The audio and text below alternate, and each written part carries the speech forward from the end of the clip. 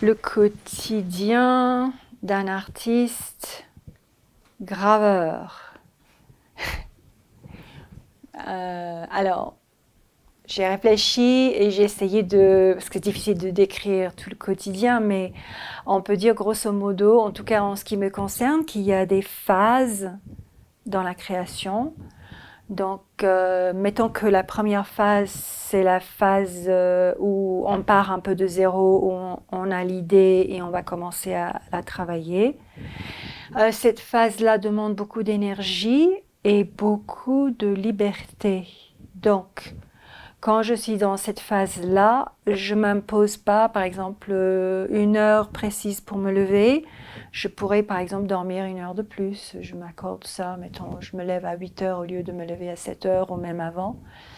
Et puis, si, par exemple, sur le chemin, j'ai envie de flâner un tout petit peu, de parler avec un voisin ou rester, regarder dans une librairie ou juste marcher lentement, tout simplement.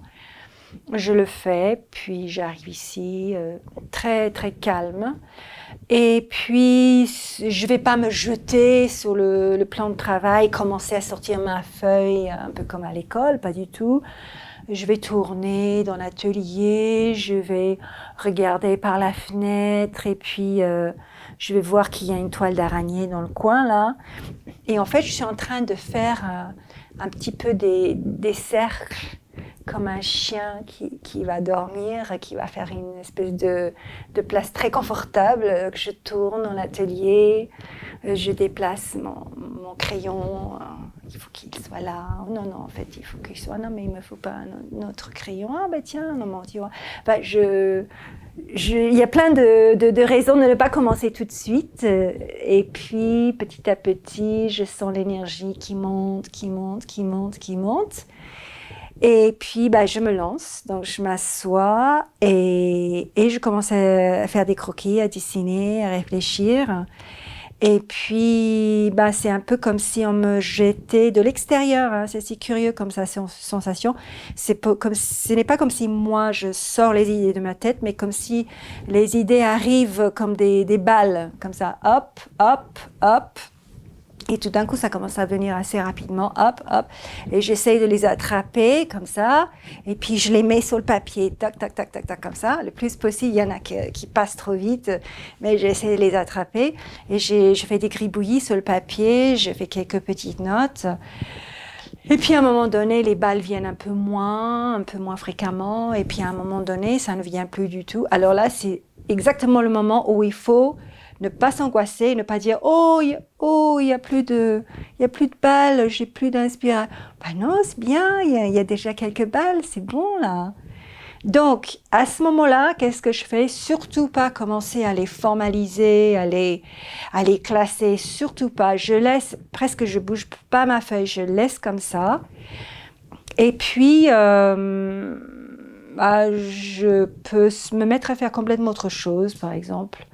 Sortir une ramette de papier, combien de feuilles j'ai, nettoyer le plan d'ancrage, vérifier mes encres, passer une commande, faire des choses qui n'ont rien à voir et qui sont parfaitement utilitaires et nécessaires.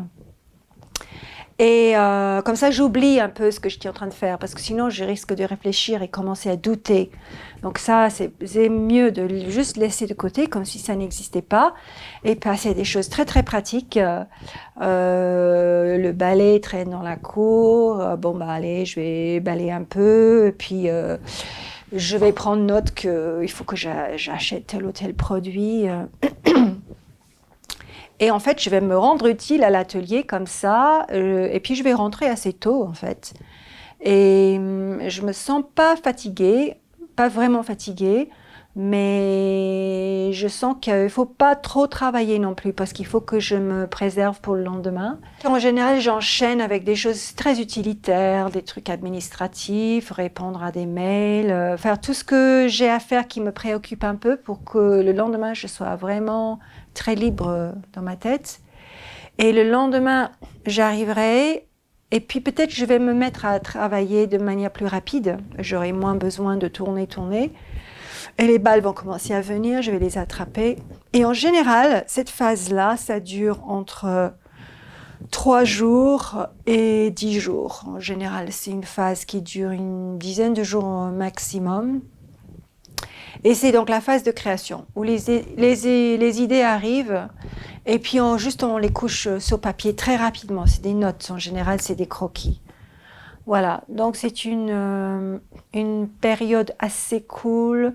On est sympa avec soi-même. Si on a envie de faire une petite sieste là sur le plan de travail, on le fait. On se force pas du tout. Donc c'est une phase quand même intéressante, mais on n'a aucun résultat concret. Hein. C'est que des petits gribouillis. Hein.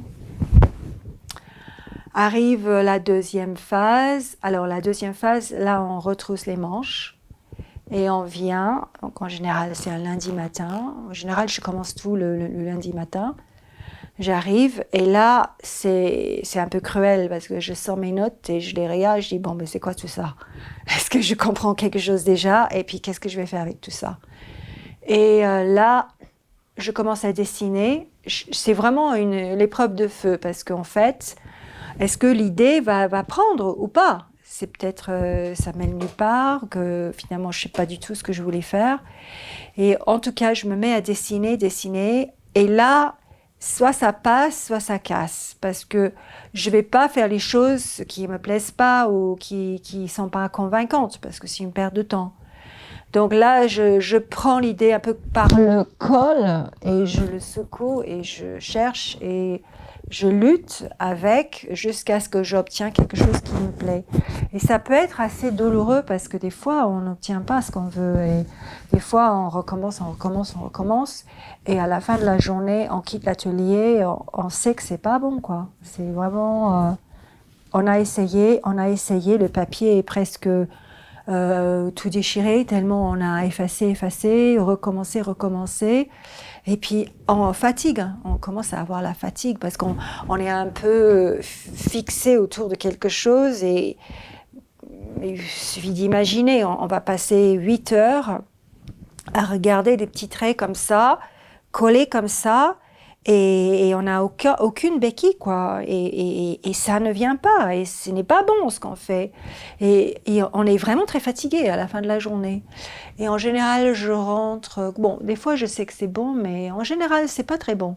Donc, je rentre et je suis un peu... ouais, je doute... et là, c'est pas le moment de faire de l'administration. Là, par contre, je prends le journal et j'essaye d'oublier tout ça. Et je vais lire n'importe quoi, je vais lire sur ce qui se passe dans le monde et je vais essayer vraiment d'oublier ma journée. Et voilà, donc c'est une période assez difficile. Ça peut durer, on va dire, un travail comme ça. Oui, ça dépend du projet, hein, mais ça peut être 2 ou 3 semaines passées comme ça. Hein. Sinon, le minimum serait 1 semaine, je pense, mais c'est plutôt 2-3 semaines, voire un mois de dessin, de préparation. Une fois que ça s'est fait, donc en général, on améliore le lendemain. Hein. Des fois, le surlendemain, on finit par trouver. Après ce travail-là est fait, on se repose un tout petit peu, on va faire un week-end un peu plus sympa, un peu plus détendu. Et puis la troisième phase commence, c'est la phase, comment est-ce que j'avais appelé cette phase-là, d'exploration, de fabrication. Et c'est la phase où on va commencer la gravure elle-même. Et là, c'est une phase vraiment magnifique parce que le plus gros a été fait, l'idée a été trouvée, les solutions, on va dire, c'est un peu comme une des formules. Tout a été plus ou moins découverte. Et là, on va l'appliquer. On va l'appliquer à une plaque, on va choisir la technique, on va choisir le support, on va décider si on fait une plaque ou plusieurs plaques, quel est le format. Et on va faire des essais, des expériences et on va découvrir au fur et à mesure des nouvelles possibilités. C'est ça qui est merveilleux avec la gravure.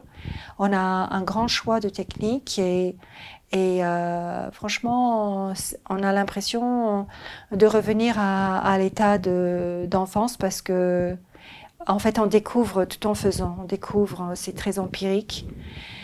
Et là, on n'a pas envie d'arrêter en fait, et on rentre en général tard. Et on n'a même pas envie de quitter l'atelier, hein. C'est vraiment une phase magnifique. C'est pas fatigant en fait. Physiquement, ça peut être fatigant, mais plus on fait, plus c'est beau. C'est très excitant. On trouve toujours mieux de ce qu'on imaginait. Et voilà, donc il y a cette très belle phase-là, la meilleure phase. Et puis la toute dernière phase, c'est la production.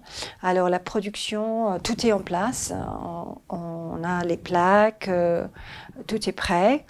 Et pour arriver à faire les tirages, il faut changer de casquette et on devient l'ouvrier qui va faire le travail d'exécution. Et donc, il faut se lever tôt, il faut arriver à l'atelier tôt. Si on peut arriver à 7h30, c'est très bien. Et puis, il ne faut pas traîner, quoi. Il ne faut pas faire, comme j'ai dit au départ, aller chercher la toile d'araignée dans le coin. Et ça, on s'en fout de ça, vraiment, on s'en fout de tout. Le balai traîne dans la cour. Je sais pas, il y a un produit qu'on aurait dû commander, on a oublié.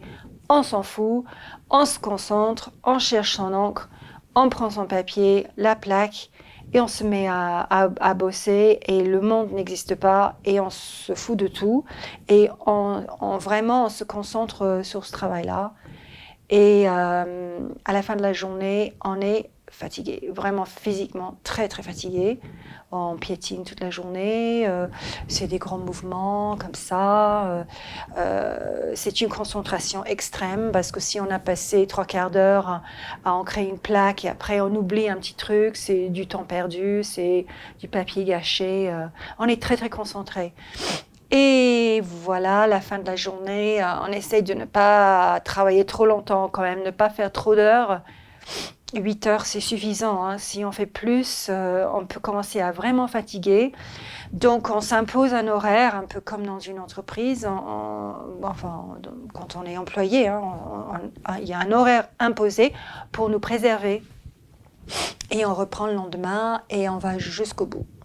C'est-à-dire, il n'y a pas de oh, bah, je ferai ça plus tard. Ah non, non, non. Là, on y va jusqu'au bout parce qu'on a déjà ouvert nos pots. Il y a les encres qui vont s'abîmer. Enfin, on a coupé le papier. Là, il faut y aller, quoi. Donc, on fait ces tirages. Et à la fin, on est exténué et bien content d'arrêter parce que, comme j'ai dit, c'est fatigant. Et puis après, ben, on va se détendre et peut-être, je sais pas, faire d'autres choses pendant quelques jours, aller au musée ou faire beaucoup de ménage à la maison, ou voilà, faire autre chose, quoi. Un petit peu, quoi, quand même, hein. Donc, ben, c'est ça un peu la vie quotidienne. Le week-end est passé aussi à travailler sur le plan administratif. Donc, on travaille beaucoup.